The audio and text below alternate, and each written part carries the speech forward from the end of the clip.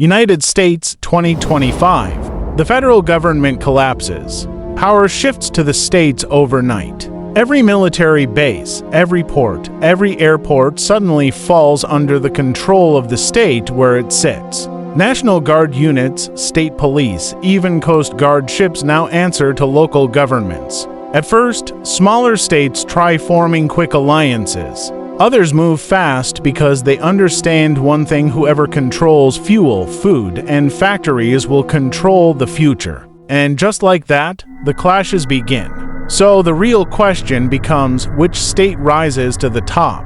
And remember, this is only a sandbox scenario.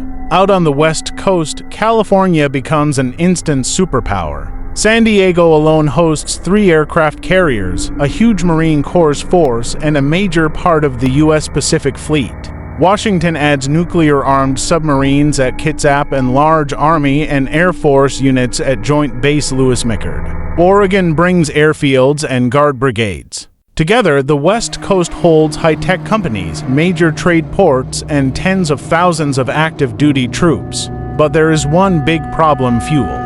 California's Navy looks powerful until you realize they don't produce enough oil. Without imports, their carriers and jets run out of fuel fast. Texas, on the other hand, pumps more than 10 times the oil. No fuel means no war. The South, by contrast, is overflowing with fuel. Texas alone has the largest National Guard in the country, around 20,000 troops.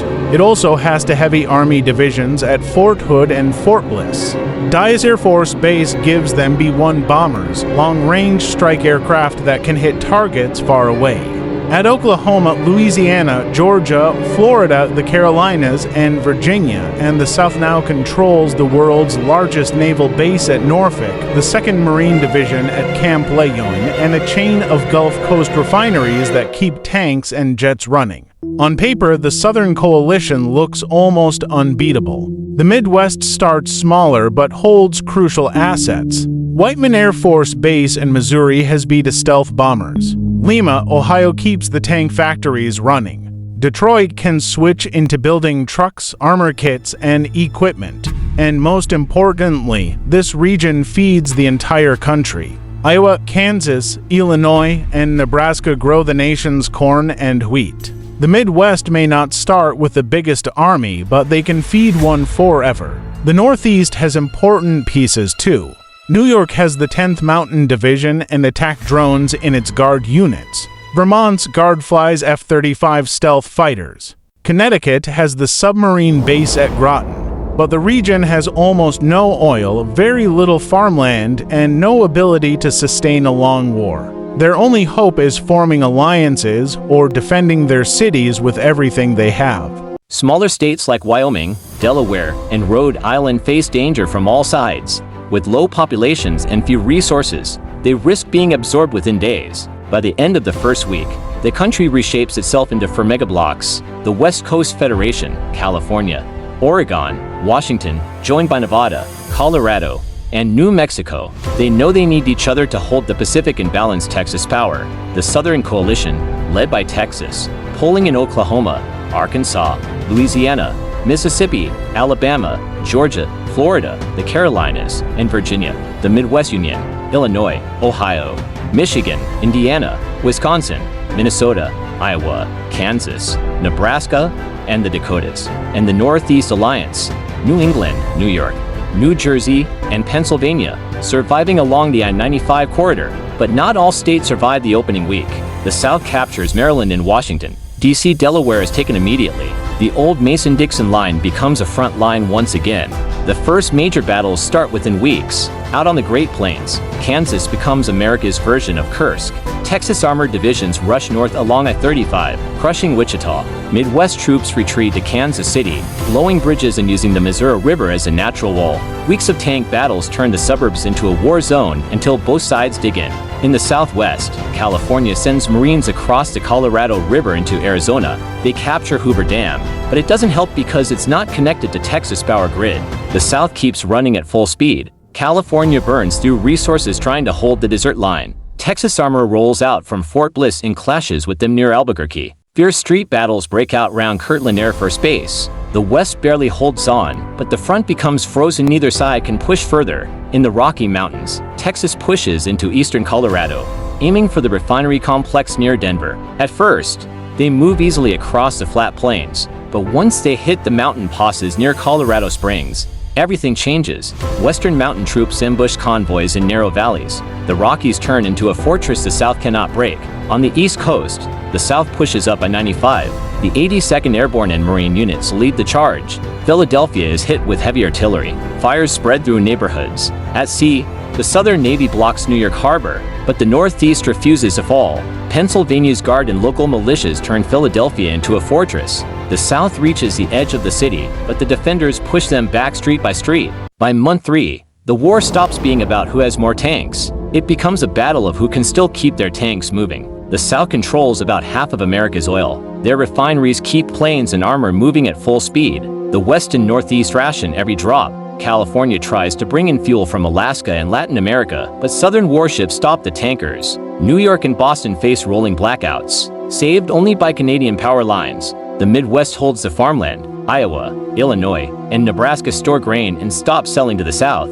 Food shortages begin in southern cities. Meanwhile, the West makes a quiet deal with the Midwest. The West sends advanced drones and electronics, and the Midwest sends grain north by rail. That partnership keeps both sides alive. Industry shapes the map even more. The Midwest builds trucks and armor kits, while Lima keeps the tank line running. Out west, Silicon Valley becomes the center of drone and cyber warfare. The South builds ships and planes, and Texas runs major chip factories. But the most advanced tech still comes from Oregon and Arizona. Spare aircraft parts become rare everywhere, forcing each side to strip old planes just to keep others flying. At its height, the South controls 2/3 of America. New York is under siege. Kansas City falls. Southern tanks enter St. Louis, but their lines stretch too far. Convoys get ambushed in Missouri. Guerrillas blow up supply depots in Kentucky. Slowly, the advance stops. The West shifts to fast, mobile strikes. Instead of going through Mexico, Marines leap across the Colorado River using helicopters, capturing crossings near Yuma. They push toward Phoenix. At the same time, mountain troops advance through Utah and New Mexico, forcing the South back. At one point, West Coast forces even reach Oklahoma City and El Paso, threatening Dallas itself, but they push too far, and their long supply lines break down. The Midwest joins the counterattack. They retake Kansas, push into St. Louis, and capture Louisville. For the first time, the South loses large areas. Midwest morale skyrockets, but they don't have enough troops to press deeper. The Northeast, after months of being beaten down, finally strikes back. With Southern forces stretched thin, they attack out of New Jersey. Philadelphia is retaken block by block. It's a huge victory, but the offensive stops in Maryland. After years of brutal fighting, two endings become realistic. The first and most likely, a Southern victory. Even damaged, the South still controls the oil, the refineries, and the largest population. The West-Midwest partnership breaks. Tired of destruction, some Midwestern states sign a peace deal with the South in exchange for trade. California becomes isolated, running out of food and fuel. The South gathers its armies, smashes through the desert, and takes Los Angeles in the Central Valley. With California gone, the rest of the West collapses. The Northeast, starving under blockade, surrenders. The South rebuilds a new union in its own image. But there is one other possible ending. If the West, Midwest, and Northeast unite under a single command, they can still win. Picture a three-front attack. Midwest tanks pushing through Tennessee, West Coast Marines striking Texas from the west, and Northeast troops locking Southern forces down along the Atlantic. At the same time, Special forces blow up Gulf Coast refineries. If Houston and Baton Rouge fall, the South runs out of fuel. Their armies freeze across the plains and the mountains. Surrounded and cut off, Southern strongholds from Atlanta to Dallas collapse one after another. No matter how it ends, the old United States is gone. In its place stand broken cities, damaged farmland, and one coalition claiming victory over ruins. There are no parades, only ration cards, empty shelves, and guerrilla attacks. In the end, the real deciding factor isn't who has the most tanks or planes, it's which alliances survive the pressure. And now the question for you: which side would you bet on? Thanks for watching.